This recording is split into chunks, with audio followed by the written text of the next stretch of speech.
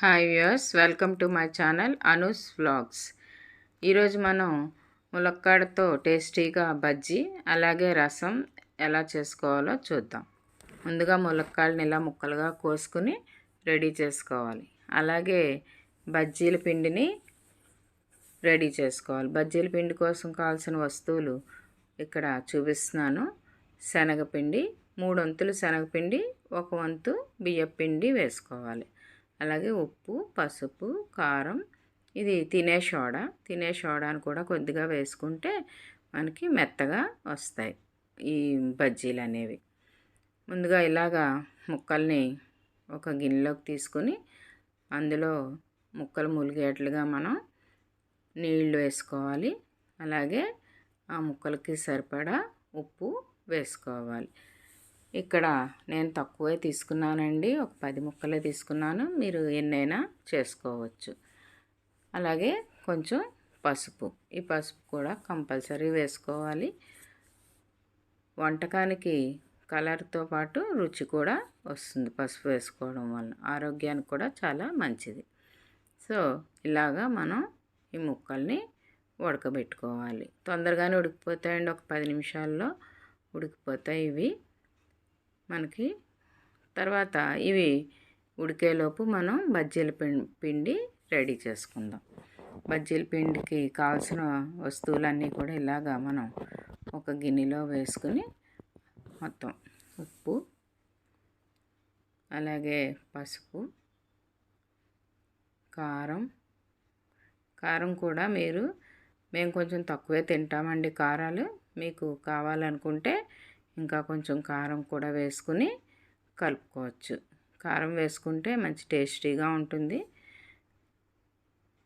ఇలాగా కొంచెం జారుగా మనం, అంటే అరటికాయ బజ్జీలకి, మిరపకాయ బజ్జీలకి ఎలాగైతే కలుపుకుంటామో అలాగా ఈ శనగపిండిని కలుపుకొని రెడీగా పెట్టుకోవాలి.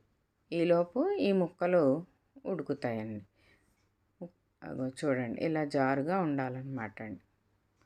ఇలా ఉంటే చక్కగా మనకి తినడానికి బాగా టేస్టీగా ఉంటాయి. ఇవ్వండి, ముక్కలు రెడీ అయిపోయి చూడండి, ఉడికిపోయాయి. ఎలా తెలుస్తుంది అనుకుంటున్నారా? గింజలు చూసారా పైకి వచ్చాయి? ఆ గింజలు బయటకు వచ్చాయంటే ముక్క మనకి ఉడికినట్లే. సైజు కూడా ఇంకా కొంచెం చిన్నది చేసుకున్నా బాగుంటుందండి మీకు. చూడండి, ముక్క సైజు కూడా కొద్దిగా తగ్గించుకున్నా బాగుంటుంది, లేదు ఇంత సైజు చేసుకున్నా బాగానే ఉంటుంది. ఇది మిగిలిపోయిన వాటర్ అండి. ఇప్పుడు ఇందాక చెప్పాను కదా టేస్టీ రసం కూడా చేసుకుందామని, ఆ రసానికి ఈ నీటిని వాడుకోవాలి. ఎందుకంటే ములక్కాళ్ళు ఉడికినప్పుడు వాటిలో ఉండే సారం అంతా ఈ నీటిలోకి వచ్చేస్తుంది కాబట్టి ఈ నీళ్ళు చాలా టేస్టీగా ఉంటాయి. సో ఇందులో మనం కొంచెం నీళ్లు వేసుకుని ఆ పైన వేసుకున్న నీళ్ళకి సరిపడా కొద్దిగా సాల్ట్ వేసుకోవాలి. ఇలాగ సాల్ట్ వేసుకున్న తర్వాత కొద్దిగా మనకి రసంకి చింతపండు కావాలి కదండి, చింతపండును కూడా యాడ్ చేసుకోవాలి. సాల్ట్ అలాగే చింతపండు యాడ్ చేసుకొని కొద్దిగా రసం పౌడర్ వేసుకుంటే ఇంకా టేస్టీగా ఉంటుంది. మనకి మార్కెట్లో దొరుకుతాయి కదండి రసం పౌడరు, లేదంటే మన ఇంట్లో తయారు చేసుకున్నది కూడా ఉంటుంది. దాన్ని కొద్దిగా వేసుకుంటే మంచి టేస్ట్ వస్తుంది రసంకి. తర్వాత ఈ రసం మరిగిన తర్వాత దీన్ని ఓ పక్కన పెట్టుకుని మనం పోపు వేసుకోవాలి. పోపు మామూలుగా మనం రసం పోపు మీకు తెలిసిందే కదండి. ఆవాలు, జీలకర్ర, తర్వాత వెల్లుల్లి, ఎండుమిర్చి, కరివేపాకు, కొంచెం నూనె కాగిన తర్వాత ఇలాగ ఆవాల్ని పేలించి అందులో జీలకర్ర వేసుకొని ఇవి రెండు కొద్దిగా వేగిన తర్వాత వెల్లుల్లి వేసుకోవాలి.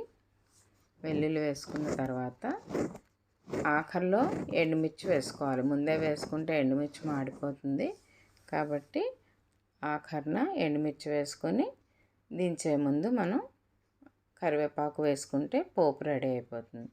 ఇందులో కొద్దిగా ఇష్టపడే వాళ్ళు ఇంగువ కూడా వేసుకోవచ్చండి. ఇంగు వేసుకుంటే ఇంకా మంచి వాసన వస్తుంది రసంకి. ఇలాగా రసం పోపు వేసుకుంటే వెంటనే రెడీ అయిపోయిందండి. ఈ రసం అన్నంలో కలుపుకొని మనం తయారు చేసుకున్న ఈ ములక్కాడ బజ్జీ నంచుకుంటూ తింటే చాలా టేస్టీగా ఉంటుందండి. చాలా అంటే ఉత్తినోటితో కూడా మనకి ఈ బజ్జీలు తినాలనిపిస్తుంది. సో అందుకని చెప్పి మనం చేసుకుంటే కొద్దిగా అన్నం ఇష్టంగా తినడానికి బాగుంటుందన్నమాట. చూడండి, ఇప్పుడు ఒక ప్యాన్ పెట్టుకుని ప్యాన్ మీద ఇలాగా ఆయిల్ వేసుకుని బజ్జీలన్నిటినీ ఇలా వేసుకోవాలి. వేసుకున్న తర్వాత ఇలా ఒకవైపు వేగిపోయింది చూడండి. తర్వాత వీటిని తిరగేసి రెండో వైపు కూడా వేపుకోవాలి. చూడండి, మనకి చాలా తక్కువ నూనెతో తయారవుతుంది కాబట్టి ఇందులో ఫ్యాట్ కంటెంట్స్ అని కొలెస్ట్రాల్ అని అలాంటివి ఏమీ ఉండవు. చూడండి, పెద్దవాళ్ళు కూడా తినచ్చు, అలాగే చిన్నపిల్లలు కూడా తినచ్చు. చాలామంది ములక్కాడ ఇష్టపడరు, అంటే నవలాలి అదంతా ఆ పీచంతా లోపలికి వెళ్ళిపోతుంది అని ఇబ్బంది పడతారు. బట్ ఇలా తింటే మీరు ఇలా చేసి పెడితే తప్పనిసరిగా మీకు ములక్కాడ బజ్జీలు తింటారు. కొద్దిగా నూనె వేసుకోండి, నూనె ఎక్కువ అవసరం లేదు.